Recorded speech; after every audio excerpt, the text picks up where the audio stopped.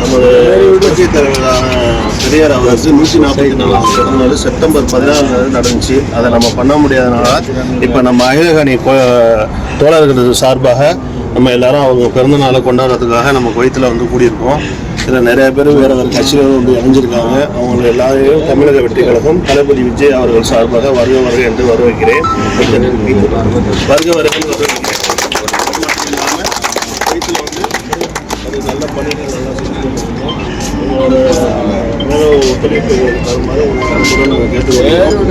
இப்படிக்கு தமிழக வெற்றி கழகம் அகிலகாணி செயலாளர் எம் ஜாகிர் ஹுசேன். இப்போ வந்து நம்ம தந்தை பெரியார் கொள்கை தலைவருக்கு எல்லாரும் மரியாதை செலுத்துவோம்.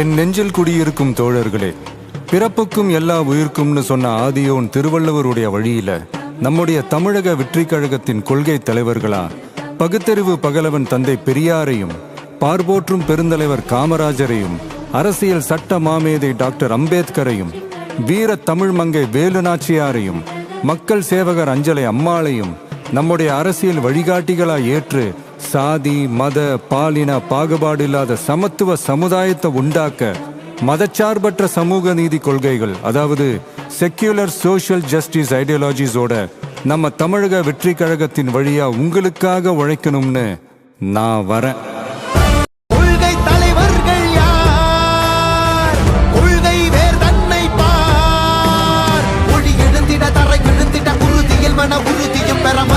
மொழி பாலினமது சமமென புது யுகம் பிறந்திட நீர் மருத்துவம் காற்றுணவோடு கல்வி உலக தரம் அடைந்திட அறிவியலோடு அழகிய தமிழ்நாடென புகழான் உயர்ந்திட நமது உரிமை நமது பெருமை கரங்க இணைய மாறும் நிலைமை பயனுற பெண் பயனுற இத்தலைமுறை கொள்ளிவர வெற்றி தலைவன் வழியில் நித்தம் செல்வோம்.